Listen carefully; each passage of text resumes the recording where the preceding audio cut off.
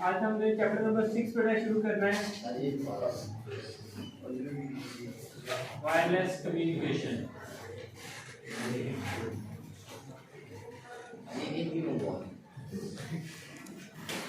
Wireless communication हम refer करते हैं कम्युनिकेशन विदाउट वायर्स।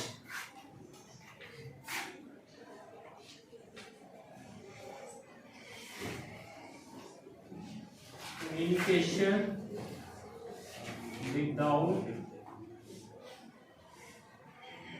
वायर्स, जब हम डिफरेंट डिवाइसेस को कनेक्ट कर देते हैं विदाउट अ फिजिकल कनेक्शन, तो हम उसको वायरलेस कम्युनिकेशन का नाम दे देते हैं। डिफरेंट डिवाइसेस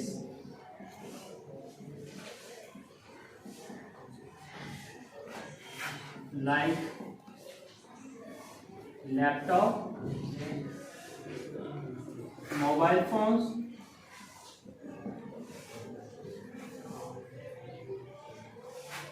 प्रिंटर्स,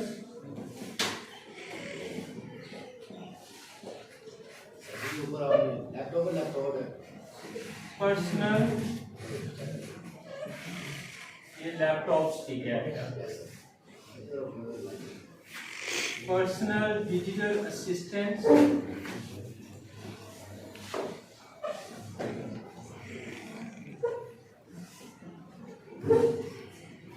जिन्हें हम पीडीएस भी बोल देते हैं, are connected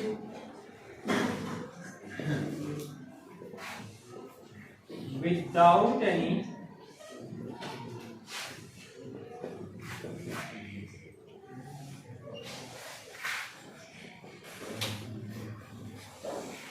physical medium. Media जो है ये मीडियम का बेटा प्लूरल है, अगर एक होगा तो मीडियम, अगर उससे ज्यादा होंगे तो वो मीडिया। तो इसमें थ्रू एयर जो है वही सिग्नल्स ट्रांसफर हो रहे होते हैं।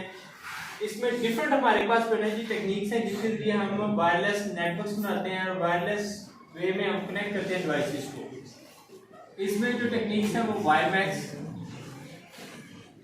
ब्लूटूथ हो सकता है, इंफ्रारेड हो सकता है,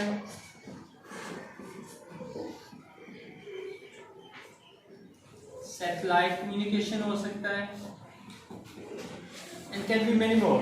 बहुत सारी और हमारे पास टेक्निक्स हैं जिनके जरिए हम वायरलेस नेटवर्क बना सकते हैं। इसमें सिर्फ ये वाला जो इंफ्रारेड है ये यूनिडायरेक्शनल है।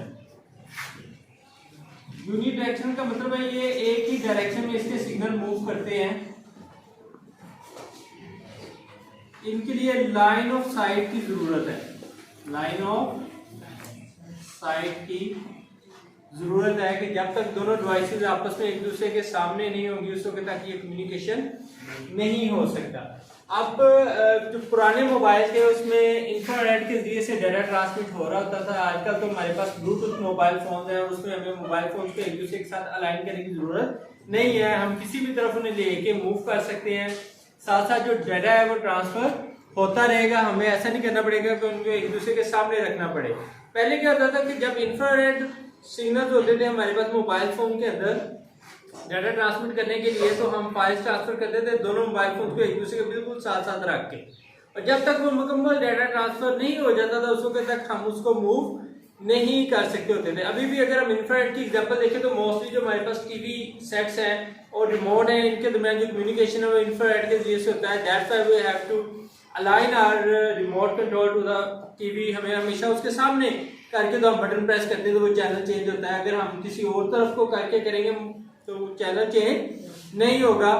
हाँ, अगर ब्लूटूथ आपका टीवी सिग्नल टीवी ले रहा है ब्लूटूथ की शक्ल में, तो फिर वो किसी भी डायरेक्शन में अगर हम करके मोबाइल फोन उसका बटन प्रेस करेंगे तो वो हो जाएगा, उसमें चैनल चेंज हो जाएगा। दूसरी अगर हम ब्लूटूथ के जरिए से एग्जांपल देखें तो हमारे पास जो एसी और उसके रिमोट में जो कम्युनिकेशन है ना वो ब्लूटूथ के जरिए से है। आप लोगों ने देखा होगा कि अगर हम एसी का रिमोट इस तरफ, अगर एसी इस तरफ लगा हुआ है और हम इस तरफ भी करके अगर उसका कोई बटन प्रेस करेंगे तो उसका जो टेम्परेचर कम लो जो भी हमने उसका थर्मोस्टेट सेट करना है वो उधर से सेट हो सकता है। तो जो ब्लूटूथ है ये ओमनी डायरेक्शनल है, इनको हम बोल देते हैं ये ओमनी डायरेक्शनल है। ओमनी डायरेक्शनल का मतलब है ये किसी भी डायरेक्शन में मूव करते हैं, जबकि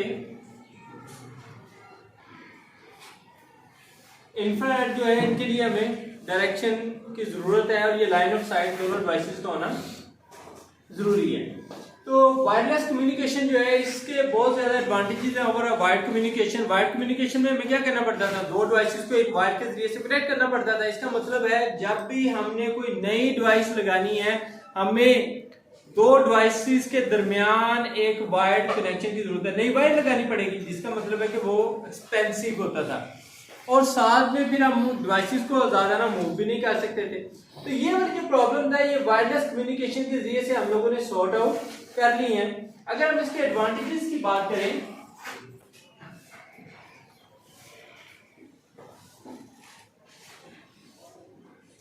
तो सबसे पहला जो एडवांटेज है वायरलेस कम्युनिकेशन का वो है मूवेबिलिटी। मोबिलिटी, जो भी आप इसके लिए वर्ड यूज करना चाहें, मोबिलिटी का भी वही मीनिंग है, मूवेबिलिटी का भी वही मीनिंग है।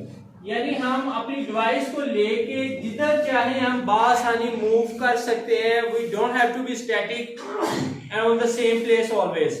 जैसे अगर आप लोग को मैं एग्जांपल दूं तो घरों में आप लोग राउटर से आपने कनेक्ट किया होता है तो आप अपने मोबाइल फोन को लेके घर में किसी भी हिस्से में चले जाते हैं और कनेक्शन जो डिस्टर्ब नहीं होता। लेकिन अगर हम पुराने टेलीफोन्स की बात करें तो उसमें जहां पे एक जगह पे टेलीफोन लगा होता था लैंडलाइन, क्योंकि वो वायर के साथ फिक्स होता था, हम उसको मूव नहीं कर सकते। अगर मूव करना हो तो हमें पूरी की पूरी उसकी जो वायरिंग है वो चेंज करना पड़ती थी, एक जगह से दूसरी जगह पूरी की पूरी वायर्स को मूव करना पड़ता था।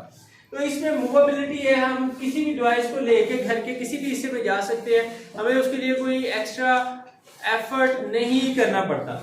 दूसरा इसका जो मेजर एडवांटेज है वो है easy to add new devices. हम नई डिवाइसेस को बासानी इसमें ऐड कर सकते हैं, हमें उसके लिए कोई नई वायर नहीं लगानी पड़ती, हमें उसके लिए इलेक्ट्रिशियन कॉल नहीं करना पड़ता। ठीक है, इजी है। जस्ट हम उसको जैसे अगर हमने कोई नया मोबाइल फोन या नया लैपटॉप अपने इंटरनेट से कनेक्ट करना हो, राउटर के साथ कनेक्ट करना हो, अपने नेटवर्क का हिस्सा बनाना हो, सिंपली एक आईडी और पासवर्ड दिया जाएगा, वही आईडी और पासवर्ड लगा के कोई भी डिवाइस जो है वो उस नेटवर्क के साथ कनेक्ट हो जाएगी। और अगर हमने कोई रिमूव भी करनी हो तो वो भी आसानी से रिमूव हो सकती है कि सिंपली हम उसका वो डाटा जो है वो रिमूव कर दें, जो उसमें आईडी और पासवर्ड सेव है वो खत्म कर दें तो वो डिस्कनेक्ट हो जाएगी, वो हमारे नेटवर्क से दोबारा कनेक्ट नहीं हो सकती। तो easy to add new devices, हम नई डिवाइसेस को बासानी उसमें कनेक्ट कर सकते हैं।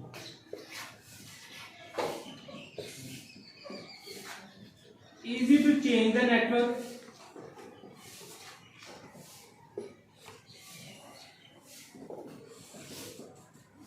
नेटवर्क को चेंज करना इजी है, सिंपल। एक सेंट्रल जो डिवाइस है वही हमने चेंज करनी है, राउटर है कोई मसला है तो वही राउटर हम चेंज कर देंगे, नया राउटर लग जाएगा, सारी डिवाइसेस उससे कनेक्ट हो जाएंगी बासानी। नेटवर्क को अगर हमने किसी और जगह लेके जाना हो वो भी आसान है, खाली वही राउटर ही उठा के लेके जाना है, छोटी सी डिवाइस है कहीं पे भी जाके कनेक्ट कर दे तो सारी डिवाइसेस वहां पे जाके दोबारा उससे कनेक्ट हो जाएगी। तो इसको कनेक्ट करना जो है वो भी हमारे लिए इजी है। फिर हम इसका जो और एक एडवांटेज वो है कि ये चीप है, लेस एक्सपेंसिव है, इसके ऊपर कोई ज्यादा हमारी कॉस्ट नहीं आ रही होती क्योंकि वायर्स नहीं है, हमें वायर्स नहीं कनेक्ट करना पड़ती। तो सिंपली एक राउटर का खर्चा आता है और उसके बाद आप किसी को भी अपनी आईडी और उसमें वो पासवर्ड दे देंगे कनेक्ट होने के लिए, तो वो इजीली कनेक्ट हो सकता है। तो ये बेटा हमारे पास कुछ एडवांटेजेस हैं जो वायरलेस कम्युनिकेशन के और वायर्ड के ऊपर। अच्छा, इसके कुछ डिसएडवांटेजेस भी हैं। जो डिसएडवांटेजेस हैं उनके लिए बेटा मैं यहाँ से रेस कर लेता हूँ ताकि यहाँ पे लिखा जा सके।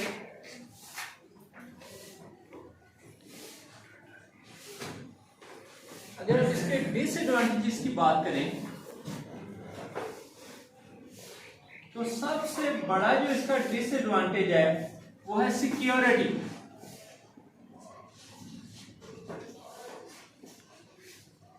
क्योंकि सिग्नल्स के थ्रू हर किसी ने कनेक्ट होना होता है और सिग्नल्स हर किसी को आ रहे होते हैं, कोई भी उसके साथ कनेक्ट हो सकता है, कोई भी नेटवर्क को नुकसान पहुंचा सकता है, बहुत सारे लोग जो है वो पासवर्ड क्रैकर जो है वो यूज कर रहे होते हैं अपने हमसायों के जो नेबर्स हैं उनके पासवर्ड को क्रैक करने के लिए, ठीक है। और इसका मतलब है कि ये इतना सिक्योर नहीं है। दूसरा, यहां पे स्पीड जो है इसकी वो भी वायर्ड की निस्बत थोड़ी सी कम है। अब वायर्ड है वो डेफिनेटली ज्यादा फास्ट है, जो वायरलेस है वो उतना फास्ट नहीं है, कभी सिग्नल ऑफ एंड ऑन हो सकते हैं। यहाँ पे नॉइज भी ज्यादा आ सकती है। अब क्योंकि जब सिग्नल्स आने हैं तो कोई इलेक्ट्रिक डिवाइस के पास हो या किसी मैग्नेटिक डिवाइस के पास हो तो वो सिग्नल जो है वो डिस्टर्ब होते हैं। फॉर एग्जाम्पल, इसी में एग्जाम्पल दूं, अगर फोन कभी किसी टीवी के पास पड़ा और कॉल आने वाली हो तो पहले क्या होता है, वाइब्रेशन आना शुरू होती है ना, पहले पता चल जाता है कि अभी कॉल आने वाली है। इसका मतलब है कि जो उस इलेक्ट्रिक डिवाइस की फील्ड है और जो मोबाइल फोन के सिग्नल्स हैं वो आपस में इंटरफेयर करते हैं, ठीक है। तो इसके लिए भी नॉइज ज्यादा होती है, और ये नॉइज किसकी वजह से होती है, इंटरफेरेंस की वजह से। जो मोबाइल के सिग्नल्स हैं और जो इलेक्ट्रिक या मैग्नेटिक फील्ड है व्हाटसोएवर उसके इंटरफेरेंस की वजह से भी हमें नॉइज जो है वो ज्यादा फील हो रहा होता है, ठीक है। फिर इसके जो वेदर की कंडीशन है वो ज्यादा अफेक्ट करती है।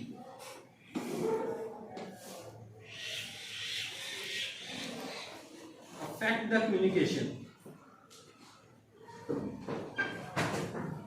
स्टॉर्मी वेदर है तो वो कम्युनिकेशन इतना अच्छा नहीं होगा, सिग्नल जो है वो इतनी आसानी से ट्रांसफर नहीं हो सकेंगे, ठीक है।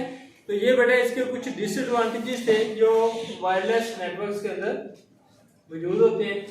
तो ये हमारा आज का लेक्चर था। आज ब्रीफ लेक्चर ही हमने रखा है, तो कोई अगर किसी का क्वेश्चन हो तो वो पूछ सकते हैं।